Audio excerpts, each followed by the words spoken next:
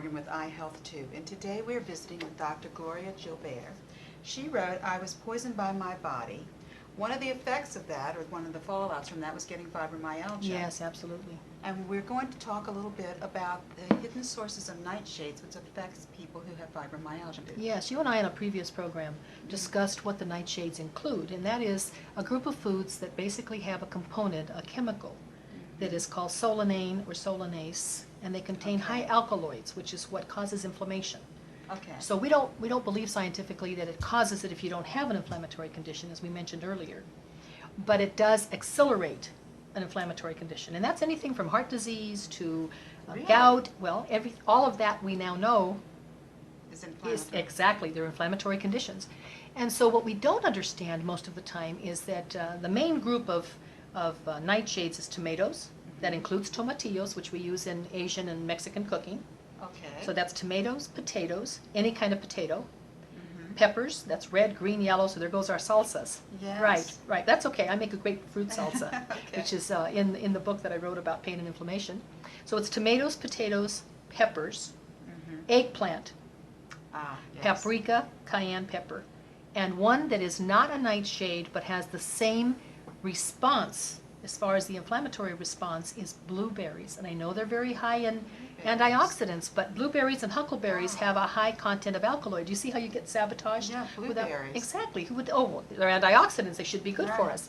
And what happens is that, especially when you eat out or somebody else prepares a meal for you, you have, let's say, a fish seasoning, and you buy it at the health food store. So you think, well, this is all fine. Right. But what you don't see is that there's a little paprika, or there's a little bit of something that says flavorings, seasonings. Anytime that they can put a generic category without specifically listing the ingredients, they're hiding something. So then that's going to bring on the response, the inflammatory response, and you don't know where it came from. And legally they can hide, for instance, like potato starch, or a small amount of paprika. In other words, you know how it's listed in order of priority? Okay, so if you've got flavorings, seasonings, spices is another one. That's a generic category. Then you end up with, you can have a little bit of MSG as long as it's within, and you and I spoke about it. MSG. MSG is deadly for me too. So that's where you get sabotaged.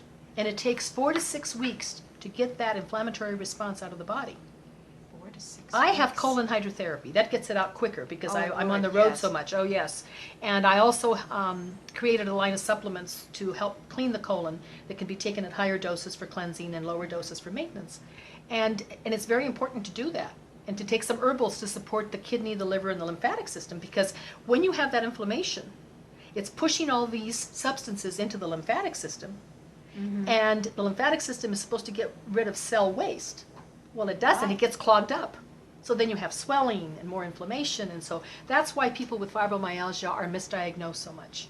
Is it really? It really is, and they don't realize that that they have these hidden sources. So you and I were joking during the break that I always tell people I'm an expensive date. I don't eat in coffee shops because coffee shops have prepared foods, salad dressings and sauces and all of that. Exactly. Where you eat in a good restaurant, you can ask the chef, what's in the salad dressing. You've experienced that. Right. And with an estimated 14 million people with fibromyalgia today and growing every year, we need to start educating people, which is what I do, about what to look for, how to read labels, and the fact that some people will respond right away. You may eat a nightshade accidentally, and that night you'll be just in agony, and you can't figure out what happened. It takes a couple days for me to feel it, and then I'm just like an old lady with arthritis. Okay, so not everybody responds the same, and that's why it's hard to diagnose. Thank you, Dr. Gilbere. It's been a pleasure to visit with you, Max. Oh, and thank you for asking me back. All right.